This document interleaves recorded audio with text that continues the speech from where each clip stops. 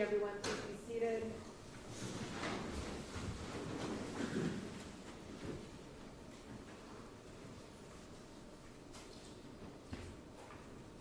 This is State of Ohio versus Deshawn Stafford and Tyler Stafford, 2022-07-2498, defendants A and B.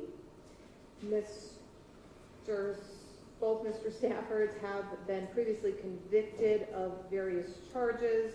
Defendant A, Deshawn Stafford, has been convicted of aggravated assault, a felony of the 4th degree, and assault, a misdemeanor of the 1st degree. Tyler Stafford has been convicted of assault, a misdemeanor of the 1st degree. We are set for sentencing this afternoon. I did order pre-sentence investigations.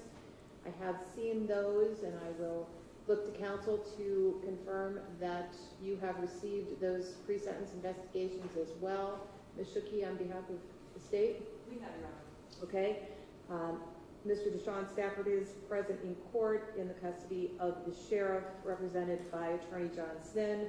Mr. Sin, have you seen that PSI? I have, Your Honor. And Mr. Tyler Stafford is present in court, represented by Attorney Don Gallick. Mr. Gallick. Saw and heard you. All right. Very good. If you're speaking, if you could all just make sure that your mics are on so that everyone who is here remotely can also hear. We are, I assume, counsel prepared to proceed to sentencing at this time. Correct? Yes. That's correct. Very well.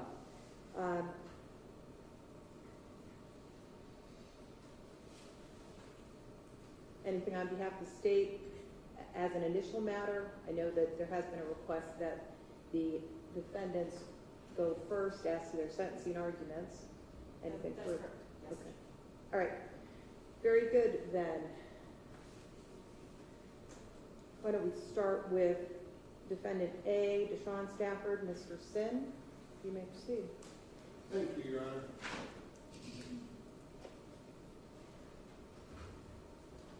May it please the court. This is a very emotional day, Judge. Obviously, it's very emotional. We've got a lot at stake. But there are certain formalities that we need to discuss just to set expectations here. My client, Deshawn Stafford, was found guilty of a 4th-degree felony. He's currently in custody. And he's going to be given an appeal because that's what we do. We give appeals after a finding. So that's going to happen, even though as the defense counsel, at the same time, I'm thanking the court for what I consider to be a fair trial. Everybody got to speak. I can't sit here in good faith and say that you don't know what happened, or you didn't get the full gist of this, or that we didn't get our day in court, because frankly we did. But there's going to be an appeal. I won't be the lawyer for that, but there will be an appeal. There always is. And we're at a point now where the victim's family, Ethan's family, is looking for my client to take some responsibility and my client to acknowledge what happened here and his role in this. And I will tell you that we all know what was said in the pre-sentence investigation. Earlier on, he did take responsibility. As a lawyer, I should have told him what I'm telling him now, which is you've got an appeal. You can't look at these folks and say you're sorry because there's an appeal. The law gives you one, so you've got to do it. So I don't expect that to happen today.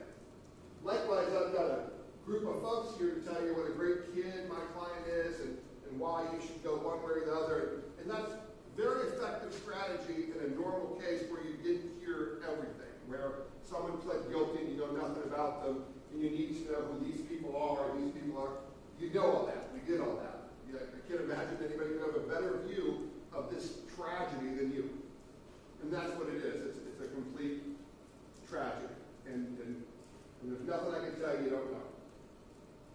But I would respectfully ask the court for indulgence, and I would remind the court of what the court already knows, and that's that when I stood stood up here in the trial and I said, give me a criminal rule 29, give me a directed verdict, throw this case out because of this, and this. You said, Mr. Sin, we're almost done. I'm not taking this away from the jury. I'm not going to do that. I'm not going to interfere with the jury. You've had your day in court, you've had your trial, let a jury decide it. And if everything goes one way, deal with it. The other way, deal with it. We all agreed to that, and we gave it to a jury. And we're here for a fourth-degree felony. We're not here for what could have been or what may be in the future. My client is responsible for a fourth-degree felony, and the law talks about fourth-degree felonies. In fact, what these folks don't know is that you don't just get to, judges don't just get to flip a coin. You're given guidelines, and you're given sentencing factors, and you know them like the back of your hand. I know you do. But it's a fourth-degree felony. There's a presumption under the law that you get community control. There's a presumption for that.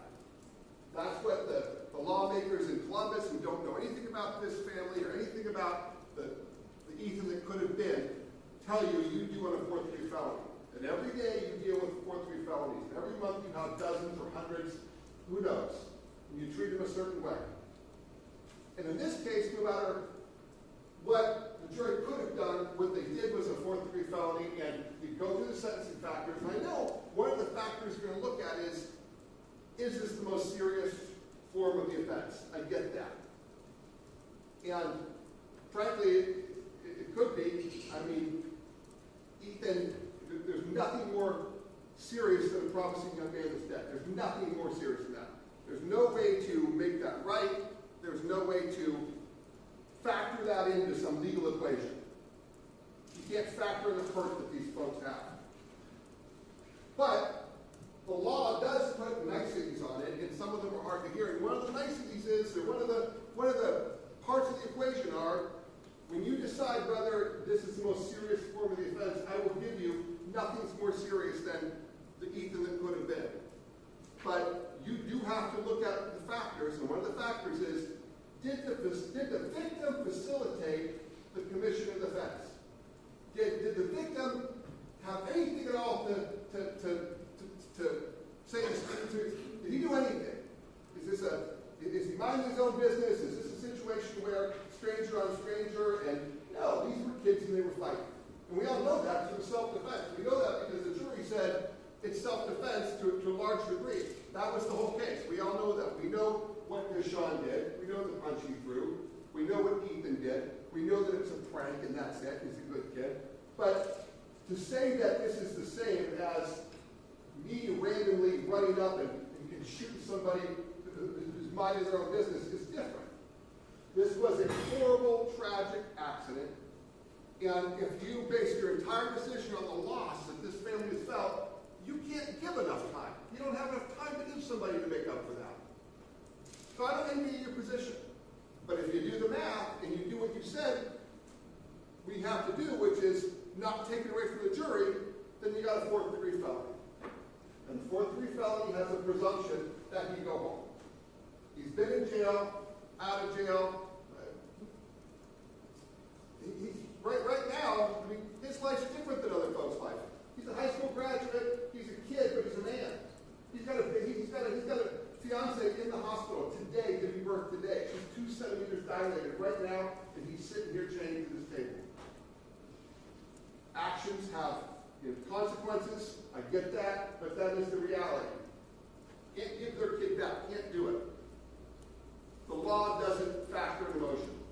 It's a fourth-degree felony. He's been living this for 2 years. We can't fix the tragedy that was, but we can maybe stop the tragedy that is. And I'm not asking for favors. I'm asking you to do what the jury suggested, follow what their intent was. Maybe ask yourself if, and again, I've never been a judge. I don't know how hard it is. I don't mean to disrespect, but maybe ask yourself, if I were one of those 12 jurors and I asked them what they wanted to have happen, if I said, what do you think's fair? I bet you every one of them would say, enough's enough. Enough is enough is enough is enough. Respect our decision. But whatever happens, I do thank you. I can't walk away saying that we got railroaded. I don't like how it happened. I don't like the tragedy. Fate hands you a bad card sometimes. Maybe this is how to play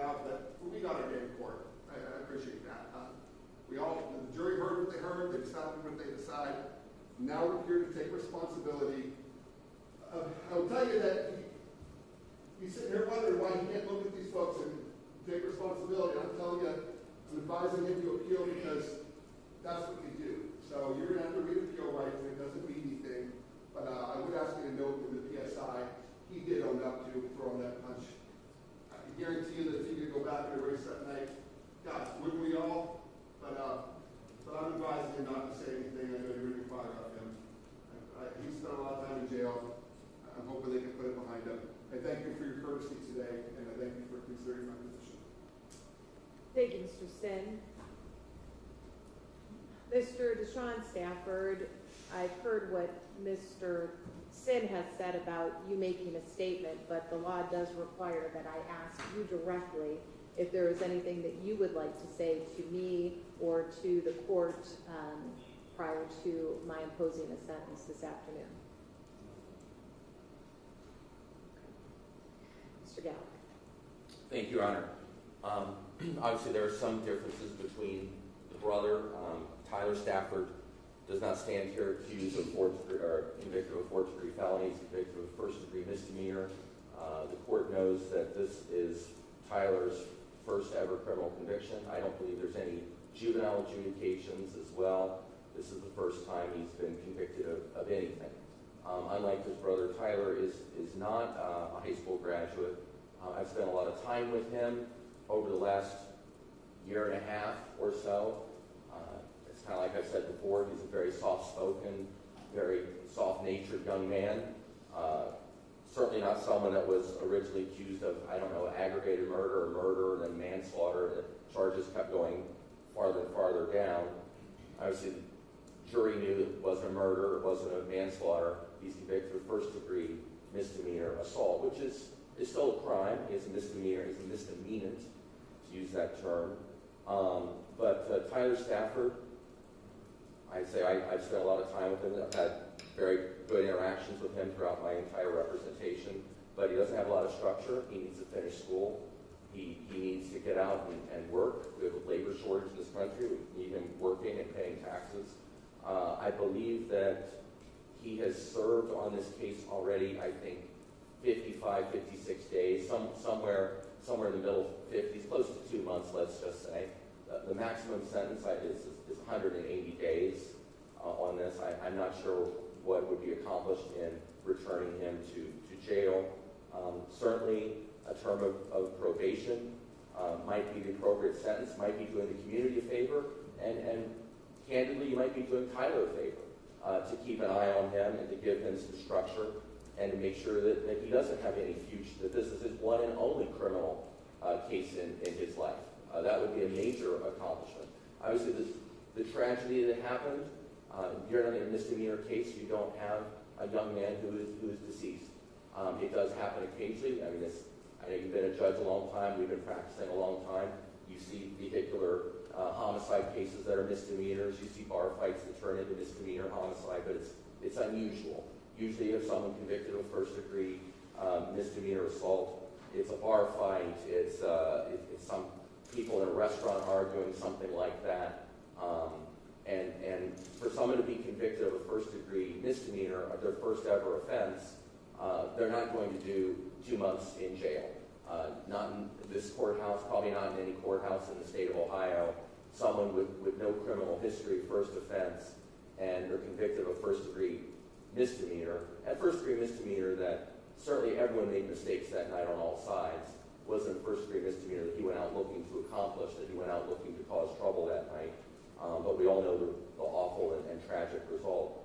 So if we were to have a sentence imposed in this case that would be very, very comparable to other misdemeanor assault convictions, both in this county and throughout Ohio, a 2-month sentence would be rather on the high end, I would say, someone convicted of a first-degree misdemeanor. I'd ask the court to consider a very lengthy period of probation for Tyler, and perhaps putting a lot of conditions to keep a close eye on him, to make sure that he stays on the straight and narrow, and that this conviction doesn't send him down a path where this is his first of many cases. I want this to be his first and his only case ever.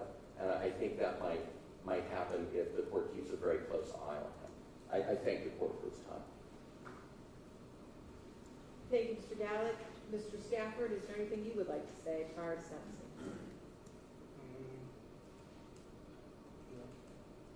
Okay, anything further on behalf of the defense? No, Your Honor. Ms. Shooky? Your Honor, I'm sorry. Oh, no. Okay. Never mind. No one to speak on behalf of the defendant? I've discussed it on behalf of my client. You have the right to speak. There are a lot of folks here to support, but again, we've all been here the whole time. We are just going to leave this to you, so thank you. Fair enough. Okay, thank you. Ms. Shooky? Thank you, Your Honor. I guess I would first have members of the victim's family who wish to speak address the court. Okay, very well.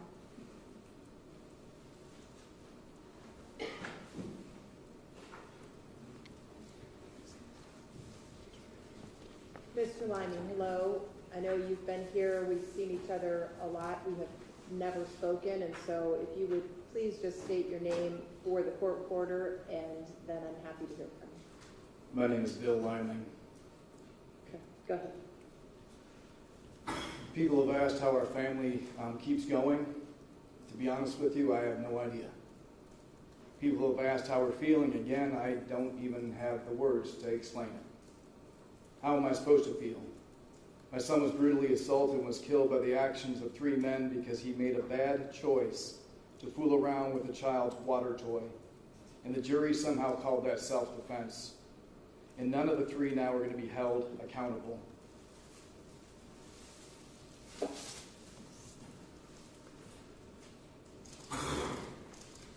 Deshawn and Tyler, this is how you left my son in the middle of an Akron parking lot, allowed to die alone. Judge, this is a picture of self-defense this jury claimed. Media, this is what it looks like when 3 adult men beat my teenage 17-year-old's minor son to death. This is what it looks like for them to claim self-defense.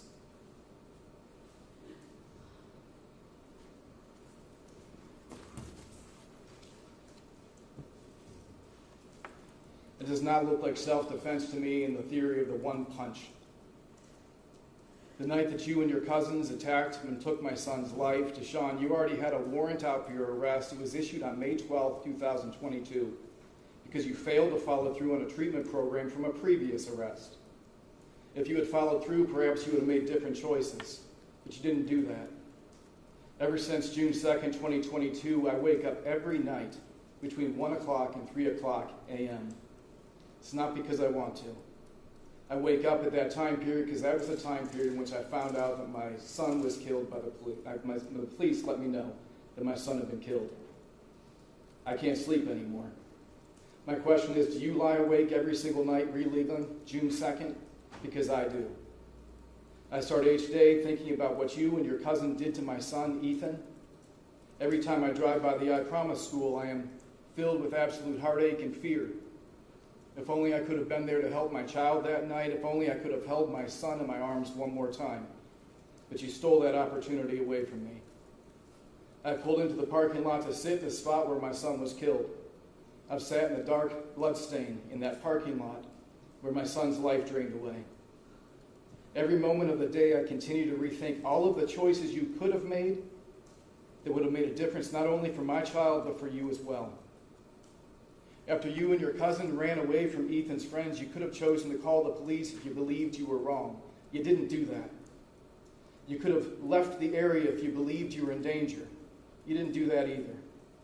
You chose to go across the parking lot and engage Ethan, who at that point was still sitting in his car until you came over to the car. When Ethan was beaten unconscious, you made the choice to further attack him. You then attacked the one person who was trying to get help for Ethan as he lay on the pavement dying. Did you make any attempt to stop? Did you do anything to help a helpless person dying on the ground? You didn't. You chose to stand in the way of any help that Ethan could get by attacking the person who was making the 911 call and making that call come to an end. You attacked his friends, you destroyed cell phones, you moved the car, destroying a crime scene. For some reason, you weren't charged for any of those things, and I have no idea why. You then went and fled the scene. You had somebody take off your license plate from your car and hid your car. That's not the behavior of innocent people. And somehow this jury decided that's self-defense. The jury clearly lost its way, ignored evidence, and believed an uncorroborated, unsupported, self-serving statement that's not backed up by any evidence whatsoever. From what I've heard, this is called clearly jury nullification. My other son has been physically attacked on more than one occasion, with his attackers citing comments that came directly from newspaper articles, glorifying you and demonizing and disparaging my son Ethan. They told him they were going to stomp his head in like his brothers. My son is being gravely affected by this. We are not certain how life is going to turn out. People have sent our family emails and harassed us online because of the choices you have made. One of those stands out in my mind where the author was laughing because you and your cousin crushed my son's head like a watermelon. I've turned those emails into the police, but they say they can't do anything about it. It's just another example of what our lives have become since you made your choices that resulted in the death of my son on June 2nd. Our mental health is gone and we are devastated. Ethan had dreams of his senior year in high school playing sports. He was going to graduate with honors to go off to college at Ohio State. What the prosecutors failed to say about my child during the trial, they didn't humanize him, was that he spent weeks of his summers going with me to impoverished people across our nation. He would feed people who were hungry, he helped to fix their homes, he repaved their driveways. Since Ethan was a really little boy, he stood out at Grace Park in Akron right by my side in clothing and feeding people who have absolutely nothing because he cared about people who are hungry. Your actions led to the death of that child. All of the good that Ethan accomplished in his life lies dead in the ground now because of the choices you two made. I lie down in the dirt of my son's grave just wishing I could be near him again. You've stolen away the life and the dreams I've had as a father. Very soon your life just gets to move on. Ours never will. Our understanding of our world died on June 2nd. Our faith in the justice system died this fall. I will only live so much longer. I'm not going to live forever. But my other son has the rest of his life to deal with the fact that you were a part of killing his best friend and his brother that day. I will never know exactly what you did that night, but you better believe God does. God knows it all. But I do know you did nothing to help my son, and your actions and your choices resulted in my son being left for dead and alone in the middle of the parking lot at the I Promise School. This is where you left him. That's what he left. That's what it was. That's where you fled from. Our family has to somehow in every moment and every day deal with this nightmare. Again, very soon your life just gets to move on. As one father to another father, I heard you had a baby today, or you're having a baby today. I ask that you teach your child to be good and to love everyone the way that Ethan loved everyone. Ethan would stand out in the freezing weather at Grace Park in Akron to help clothe and feed homeless people who had nothing. That's what you killed. Ethan had that kind of compassion. You don't. You have a full life to share with your child. My time with my son was cut off after 17 years. That's not enough. The night Ethan was killed, you made a whole lot of bad choices. With your children, don't raise them to be like you. Raise your children with the good choice to love and to forgive the very same things you chose to deny my son Ethan. Nothing this court or anyone will do will bring back my child, my son, Ethan. My heart is filled with anger at the injustice our family has experienced and the narrative that somehow my son caused his own death, which is not true. My son never got out of the car to fight. It wasn't in his nature, but somehow he was painted as the aggressor, and he was not. So, Your Honor, considering the fact that this felony is considered a low-level felony, these are just misdemeanors, I would request that your sentence for both of these individuals to be the absolutely max allowed by law. Thank you.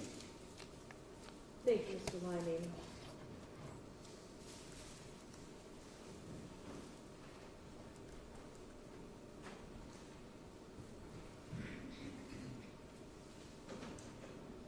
Good afternoon, ma'am. If you can state your name, please, for the court reporter. It's Christy Lang. I'm Ethan's aunt and godmother. I ask your permission to address the defendants directly. Yes, you may, ma'am. And for the record, I do have written statements from Ethan's aunt and Ethan's mom. I believe that you're going to present most of that here in court today. I also have a short letter that was written by Ethan's younger brother. So Just for the record, I do have those in my file, and I have reviewed those. Go ahead.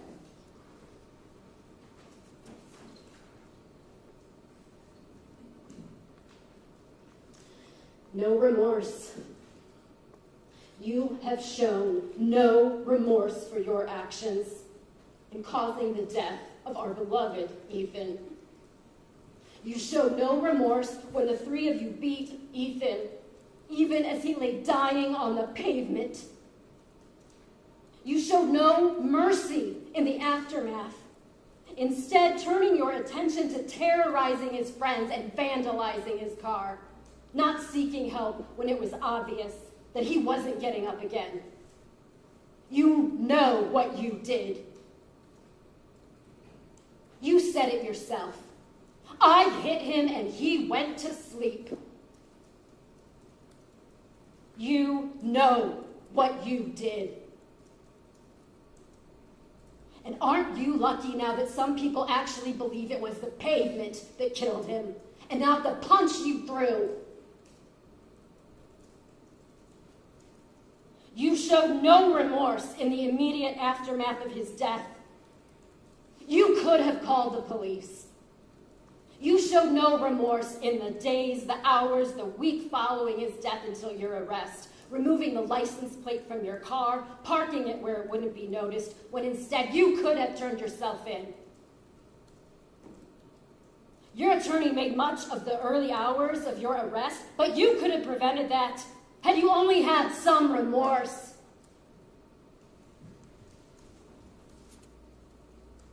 As your sentencing is considered, I want you both to know something about the 17-year-old whose life was taken way too early due to your actions. Ethan was a force of love and kindness. The oldest grandchild in our family, he was more like a big brother to all of his cousins. He looked after them. He played with them, even when he had friends over in his teen years. He had a radiant smile, an infectious energy. He couldn't see the bad in anyone, and he tried to be a friend to everyone he met. Once he got in an argument with a friend over what sort of people would go to hell. And Ethan's response was, if God loves everyone, then so should I. And that is how he lived his life. He couldn't tell a lie. He couldn't bear it if his actions or words hurt someone, and he would try to make it right. In fact, if you had given him a chance, I have no doubt in my mind that he would try and make it right with you. But you didn't let him. I counted 10 seconds it took for you to get to his car from the time his friends started running back to it. You know what that means to me? That means that you all immediately made that decision to go look for a fight. You didn't give him a chance. You were the one looking for trouble that night. And in 10 seconds, you caused it. You could have made 1,000 other choices, but you wanted a fight. And I can't help but think, what would have happened if you took those court-mandated classes that you were supposed to, not once, but twice? Maybe you would have learned how to calm down in 10 seconds. But no, you ran to Ethan and you threw the first punch.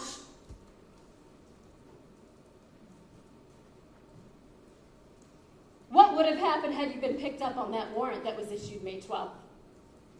You might not have been at that basketball court. You have a history of violence. This is what you do. And you have no remorse for your actions, and you've proved that over and over again, each time you violated parole for your past crimes and for this one. So let me tell you what life has been like for my family, starting with the early morning of June 3rd, 2022.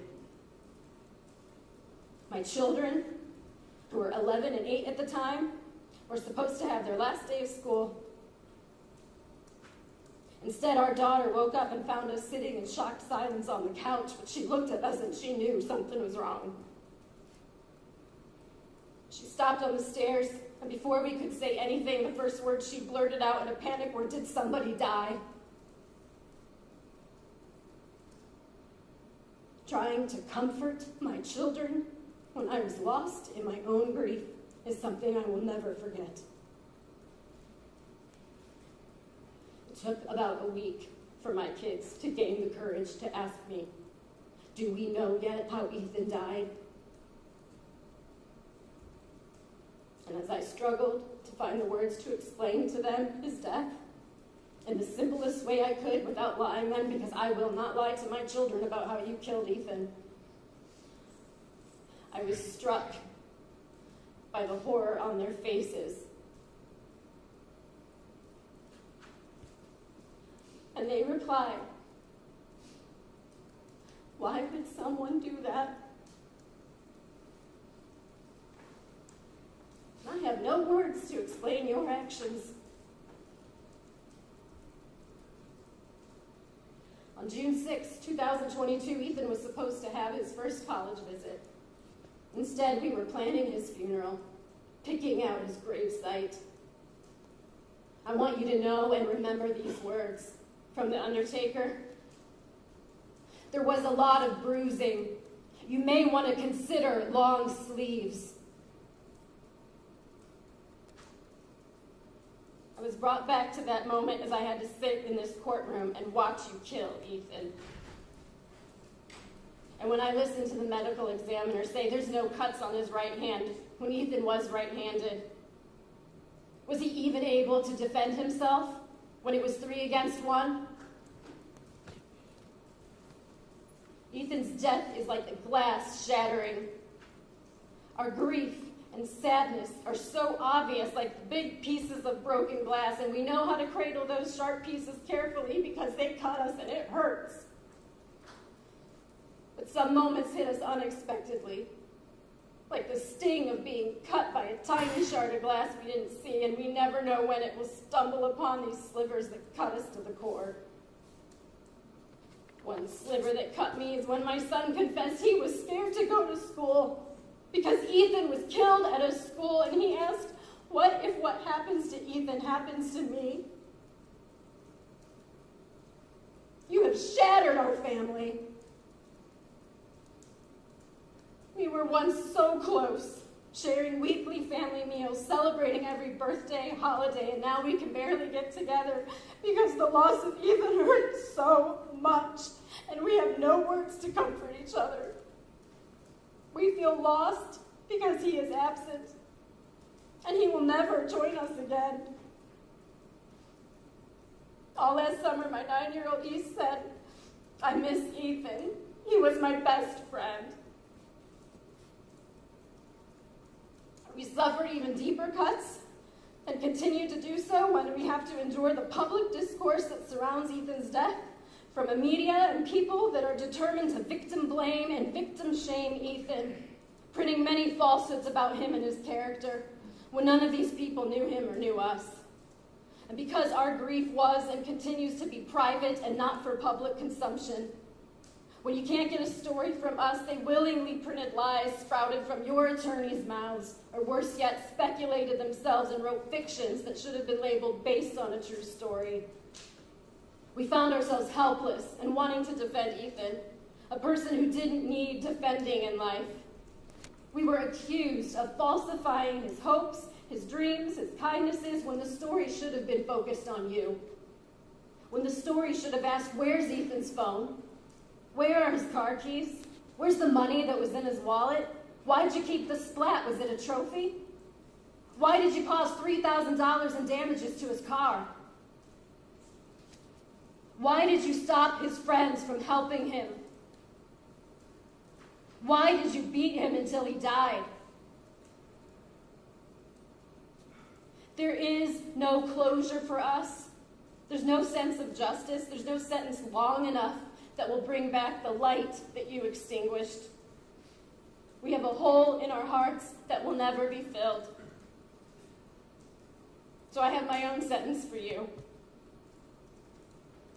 When you look in the face of your child who smiles back at you with unconditional love as Ethan did, you see the face of Ethan David Liming. When someone smiles and says hello or holds a door for you, as Ethan used to do, you see the face of Ethan David Liming. When someone hugs you and tells you they love you, as Ethan did, you see the face of Ethan David Liming. When someone moves into your community who's been orphaned, you take them under your wing and you treat them as a brother, as Ethan did. You see the face of Ethan David Liming. When a friend needs a place to stay and you welcome them into your home, as Ethan did, you see the face of Ethan David Liming. And if you have the grace to live a long life and you have a grandchild that stops by and says hello just because he was in the neighborhood, as Ethan did, may you see the face of Ethan David Liming. May every act of love and kindness extended to you for the rest of your life remind you of Ethan David Liming. And may you always remember that you are responsible for his death. When you look at your hands, may you remember that these are the hands that killed Ethan David Liming. And when you wash your hands, I hope you remember washing Ethan's blood off of them and you see his face.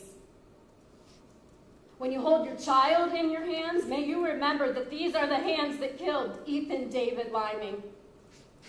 And when your child wants to hold your hand, remember, these hands killed Ethan David Liming. Ethan did not deserve the death you gave him. You robbed him of his future, a future where he dreamed of helping people. But we really don't know if that would be his future, do we? Because his future now lies 6 feet under a tombstone. You robbed us of loving our son, brother, grandson, nephew, cousin, and friend for what should have been a long life. We will never forget Ethan, and we will not allow his life and memory to be defined by his death. Every time you look at your hands, I know you will never forget him either. May he haunt your thoughts, and may you see his face every day of your life.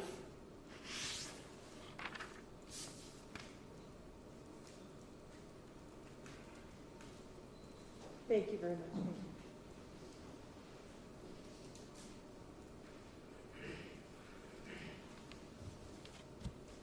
Good afternoon, ma'am. If you could state your name, please. I'm Jennifer Liming. I'm Ethan's mother. First statement I have is from Ethan's brother. He wanted to address the court. Ethan is my big brother, and he is the biggest influence on my life and my best friend. And I look up to him, and he was the best brother. We did everything together. And ever since what happened, nothing's ever been the same, and I don't think it ever will.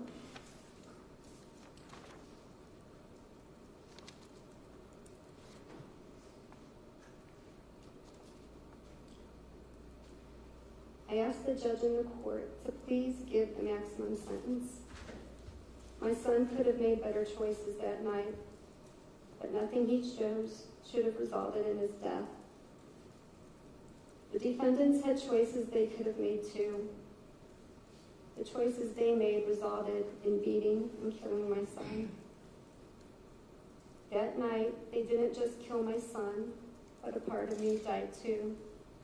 A part of my younger son died too. Since the night the police knocked on my door to tell me Ethan was gone, I have been living in a nightmare, praying and hoping I will wake up from it and he will be here. I go to bed every night wondering if Ethan was scared and if he felt alone as he died in that parking lot. And now I have the pictures in my head to go with it. When I finally can get a few hours of sleep, I wake up realizing this is not a nightmare. This is my reality, and he is gone. I am reminded that I will never see his smile or hear his laugh. I will never hear him call me Mom, and I will never understand this. This is soul-crushing. No one can ever understand this unless they have lived through it. I will never see my son again. Ethan was a good boy. Ethan wasn't a bully.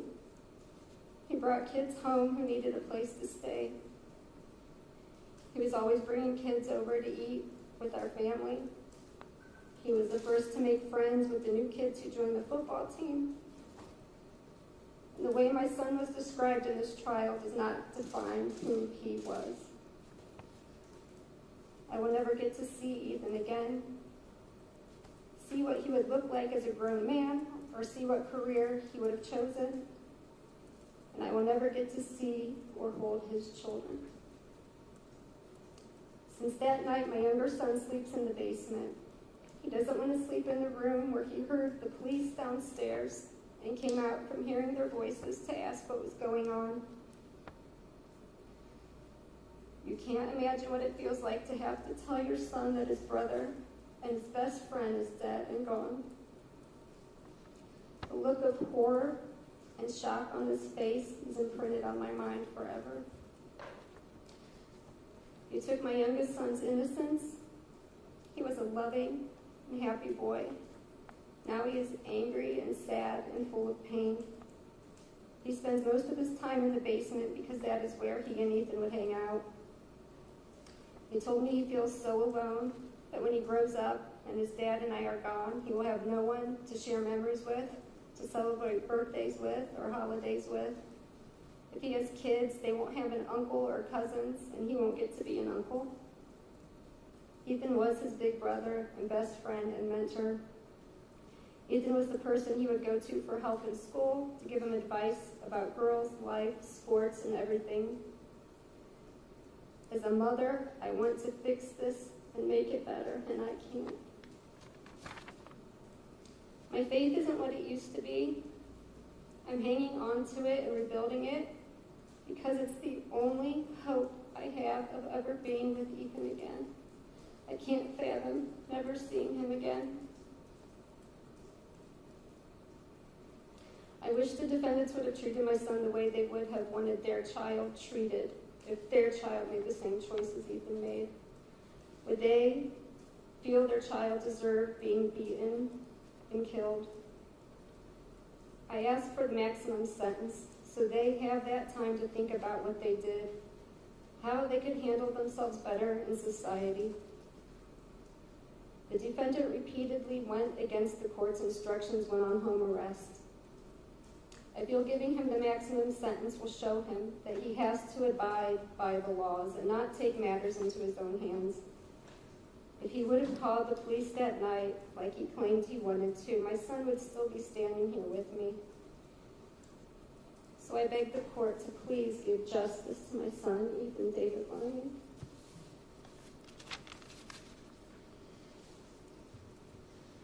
Thank you very much.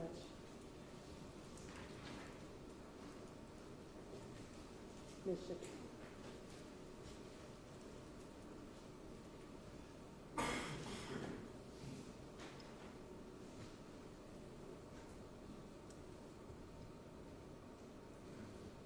Ron of the state, on behalf of the family, on behalf of the community, asks for the maximum sentence for these defendants and their actions. I'm not sure if Mr. Dixon just misspoke. There is no presumption of community control on the felony, the aggravated assault under 29-29-13. In regard to Mr. Deshawn Stafford, he has repeatedly shown this court that this court's conditions of his bond, the rules and laws, court orders don't apply to him. He was repeatedly failing to follow the conditions of his bond, the pendency of this case. This is the 6th violation of his bond that we received throughout this case, and we were able to give him many chances on that, and he failed to apply and failed to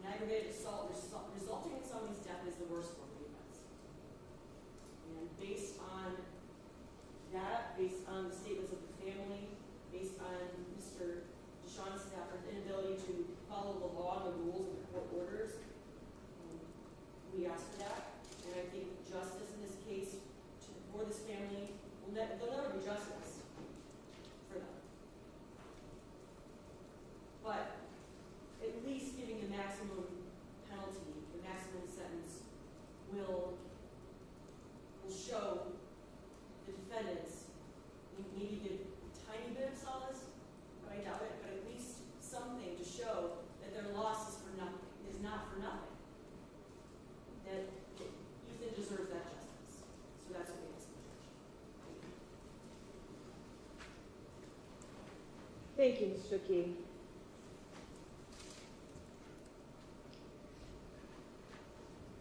So, this case has been particularly difficult for everyone. It's been difficult factually, legally, and certainly emotionally. And to that point, I first want to express my deepest sympathy to the Lyman family. Our entire community is heartbroken and sorry for your loss. I have sons. I have sons who were high school athletes and college athletes, and I cannot imagine your pain. If there was any way to change those 75 seconds last summer, I don't know a single individual that would not do so. It only took 75 seconds to change both of these families forever. And in those 75 seconds, I can count at least a half a dozen and probably more decisions of everyone involved that, had they chosen a different course of action, Ethan's death might have been avoided. This really was, unfortunately, a perfect storm of poor decisions by all of these young men. I'm going to start with defendant B, Mr. Tyler Stafford. Mr. Stafford has been found guilty of a single count of misdemeanor assault. I'm first going to note that defendant C, Mr. Donovan Jones, was also charged and previously found guilty of misdemeanor assault. However, he was charged only in relation to his interactions with Mr. Stefanko and Mr. Shady. Mr. Jones was not charged in relation to Ethan Lyman, or maybe more specifically and accurately, he was charged but then was not indicted after the grand jury with any actions in relation to Mr. Lyman. I point that out only to distinguish the sentence that I'm going to impose on Mr. Stafford with the sentence that I imposed on Mr. Jones. As to both of the defendants, the court has considered the plea negotiation, has considered the PSIs, the statements of counsel, the statements of the victim's family, as well as the entire record in this case. Based upon the facts and circumstances of the case and consideration of the relevant sentencing factors, I am to apply the minimum sanction that the court has determined will protect the public, promote the rehabilitation of, and punish the offenders without imposing an unnecessary burden on state or local resources. So as to Tyler Stafford, on count 1 of the indictment, the court will impose a sentence of 6 months incarceration for the crime of assault, a misdemeanor of the first degree. I will note that the Summit County Jail is overcrowded, and misdemeanants are not generally held at the jail. Mr. Stafford will likely be moved to the CAST facility or to a jail in a neighboring county. I will allow him to serve his sentence at CAST because at CAST he can receive some programming, receive some cognitive classes, etc., that goes to Mr. Gallick's point that Mr. Stafford sitting in the jail for 4 months may not assist anyone. Mr. Stafford can still serve his time at CAST and receive some programming there.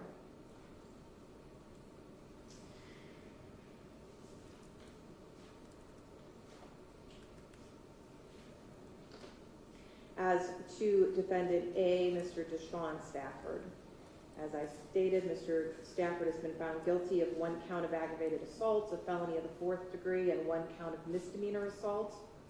A few things about the law related to sentencing on these counts.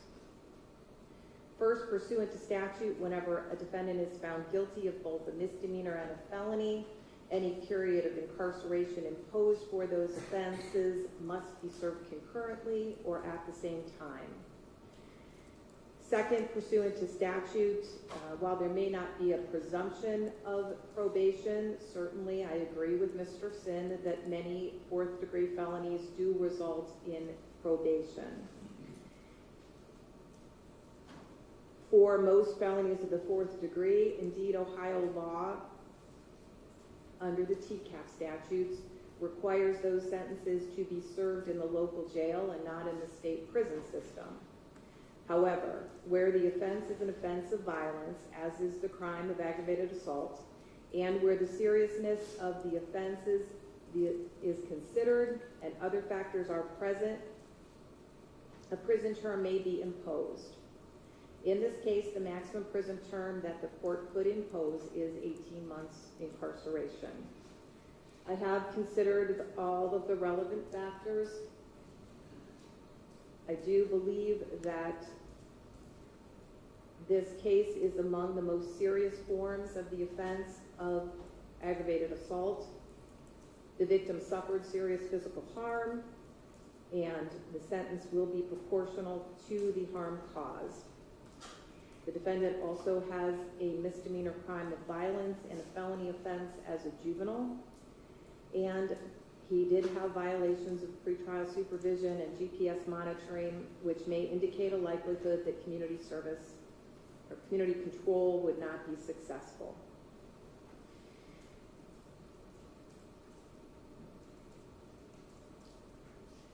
On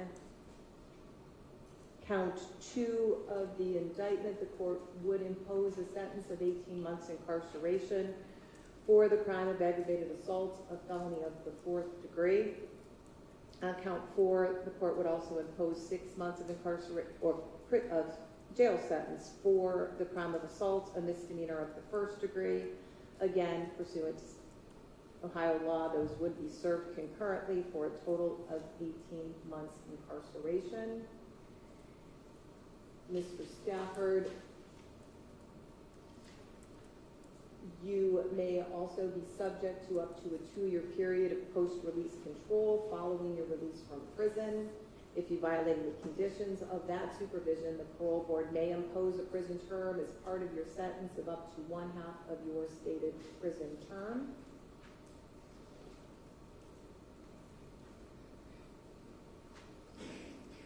I'm not going to impose any fines. I will order that the defendants pay court costs.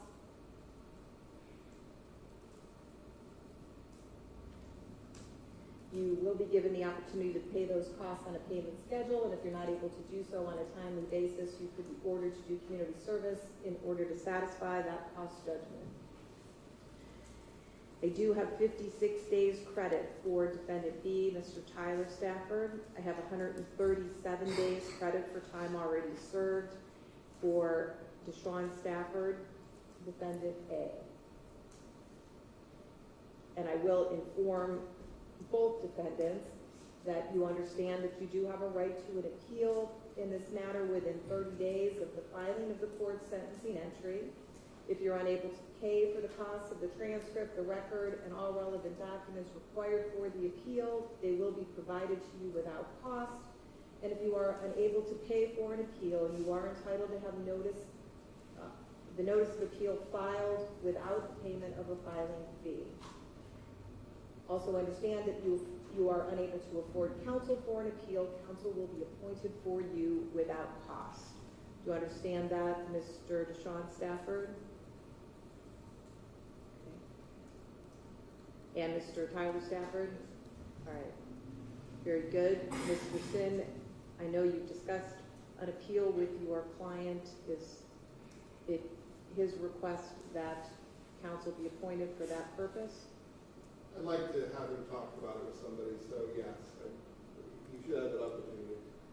All right, I don't will. I don't want to be that way. Understood. Generally, trial counsel is not counsel for an appeal. Give everything a second look. I will get counsel appointed for Mr. Stafford.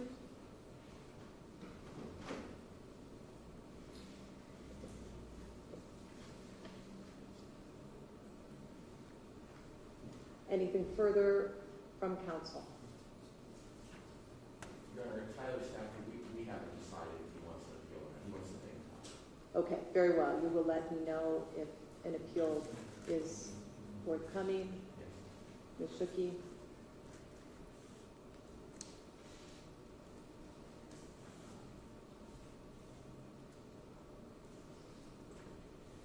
Judge, there is a matter of the felony one involuntary manslaughter count that the jury was hung on in regard to Mr. Deshawn Stafford. After reviewing that hung jury, after speaking with those jurors, after reviewing the case, the evidence, the trial, the witnesses' statements, and witnesses' testimony, we had numerous meetings at our office about that. And based on all of that, we are electing not to pursue a retrial on the felony one involuntary manslaughter count. And we have notified the family of that yesterday. Okay. Then as to count one, for defendant A, that count will be dismissed without prejudice. I believe. May I speak? Just want to make sure you understand that that's against the family wishes. Thank you, Mr. Gutierrez, who is counsel on behalf of the Lyman family. Okay, at this time, One additional thing, Your Honor.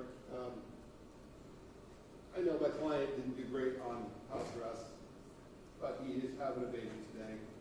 So I'm going to make the effort to ask that you give him a report date, let him be out for the birth of his child.